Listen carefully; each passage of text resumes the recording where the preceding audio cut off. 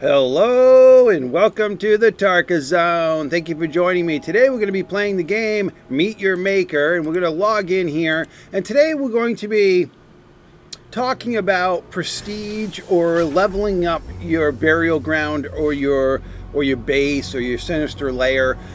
I want to give a caveat here that I'm learning the game as I go. I'm not an expert at the game. I'm finding new things every day. The tutorial is a great tutorial for the game. So if you get the game, the tutorial really gets you going. But if you want to get behind the curtain or get to understanding the complexities of the game, you got to kind of learn as you go, which I enjoy with these type of games.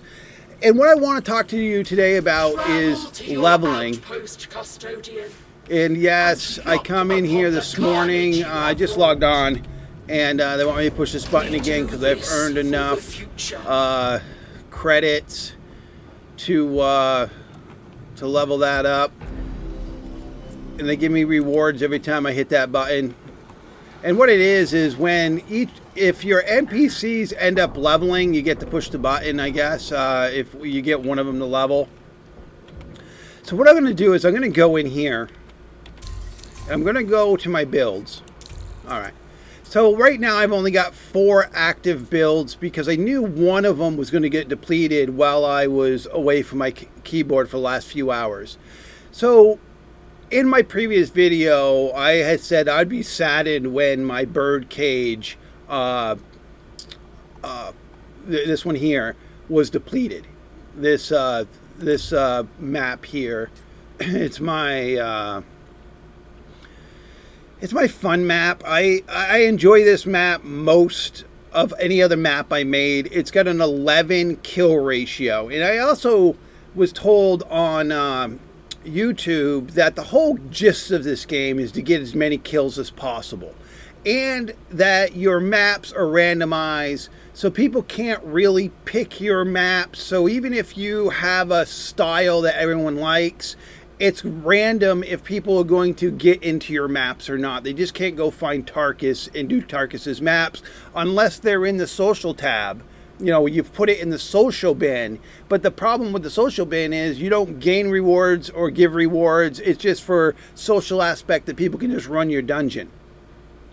So with that said, you know, the game is really asking you to, for the best rewards possible for you as a builder, is to kill as many people as possible, meaning that you want to try to really sinisterly make your sinister lair as death worthy as possible. This birdcage one that I've talked about before has an 11 kill ratio, so I want to keep this one going, and it's depleted.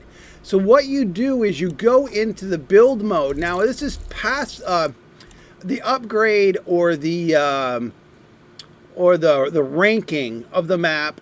I thought was occurring passively. So as you got there's gonna be stuff everywhere in here.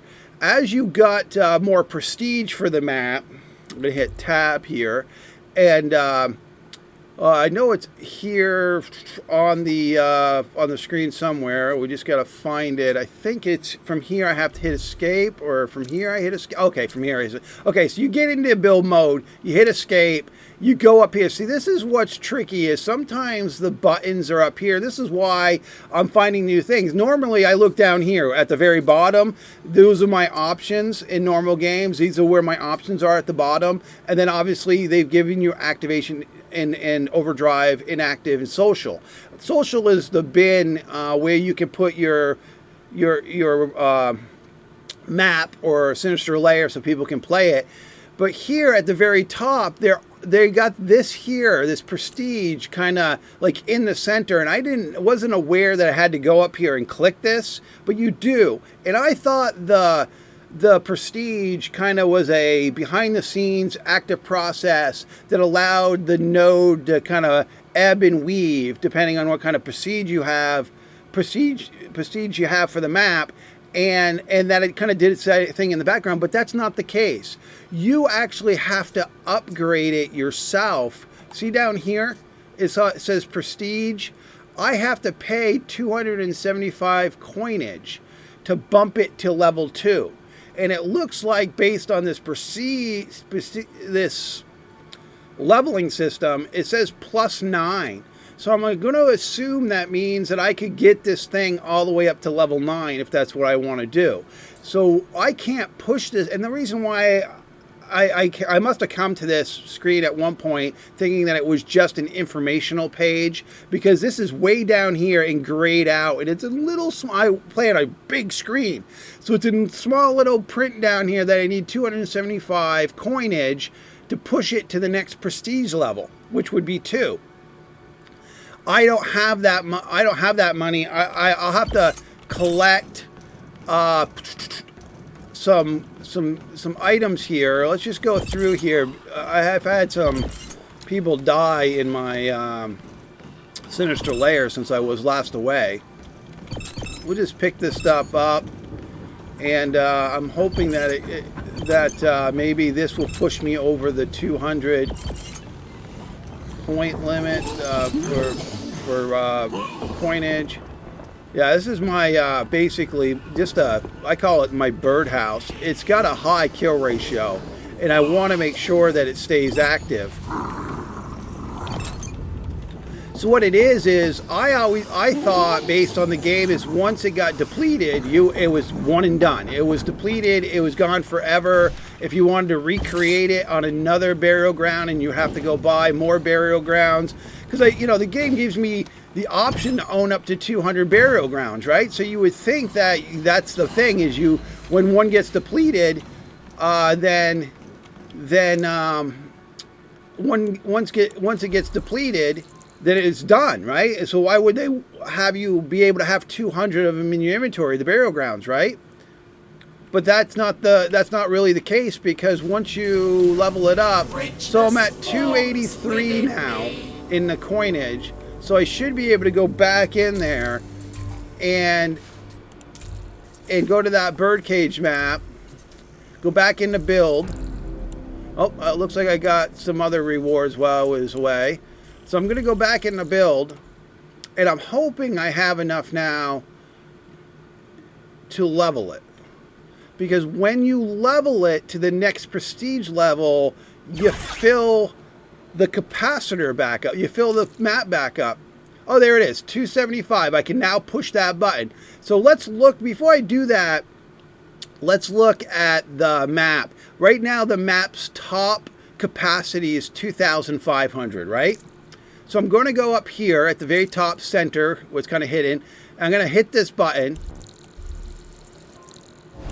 And now what it does is it knocks the prestige level up to 2, because I've earned the prestige. When people do and I imagine there's a mechanic in the game. So right here, it adds to the capacity of the map, and it gives me experience for upgrading it. So I added 175 to the capacity, and I've gone up 1 prestige level. So it's level 2 now.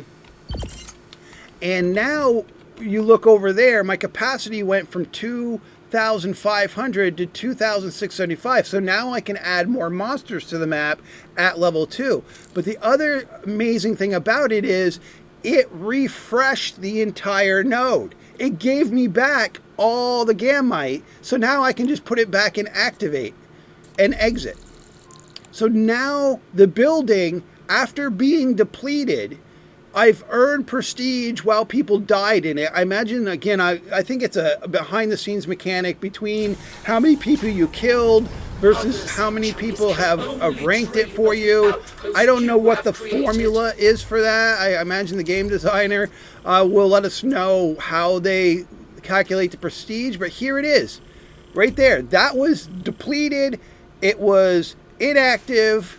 It is now level 2, fully restored to its full Genmat, and then I can just bump it to the next prestige. I can go in there and bump it to the next prestige level, but I'm assuming that you don't want to do that until you've depleted the node again.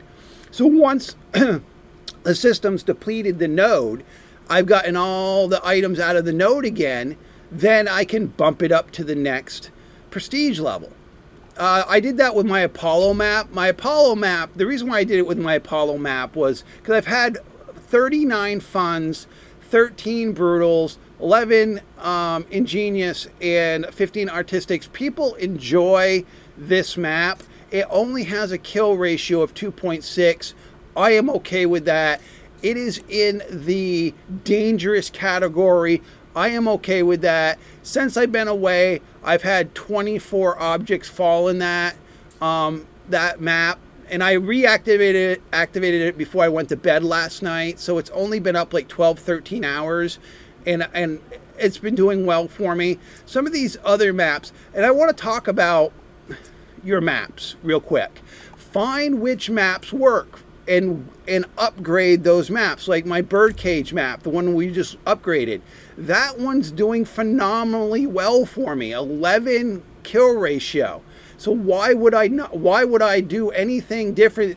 Why would I not continue to keep this map alive? Where I have other maps that were depleted, like this map here got depleted. Its kill ratio is 4.9. That's not too bad. Okay, this one here, this map here, its kill ratio was only 1.6. And I didn't get a lot of ranking, 12 fun, 6 brutals, 2 ingenious, and 4 artistics. So I'm thinking to myself, I probably will end up deleting this map. I probably will never rank it up. Or if I do rank it up, I'll rebuild the thing so it's a better outcome for the death ratio. But for now, when I was in my other videos, I was saying you needed to buy new burial plots over and over and over again as you depleted your nodes, and that's not the case. You can really just have 1, 2, 3, 4, 5. And the reason why I thought you just continued to deplete and rebuy is because the value up here says I can have 200 plots owned with only 5 active. And I'm thinking to myself, okay, that's got to be the way the game works. Is it depletes? It's in the past. It depletes. It's in the past. But the prestige actually allows you to bump it back up to its full value into another system. Now, I did notice that when you click on this now, it's going to cost me 350 of these in-game tokens to bump it to the 3rd prestige level. So as you bump it to the next prestige level, it's going to cost you more of that token, which I only have 18 now, which will be fine because the birdcage today, I will just get money, money, money as people die in that thing because of its kill ratio at 11. Well, I hope you enjoyed this video. Thank you for joining me. This has been the Tarkus Zone.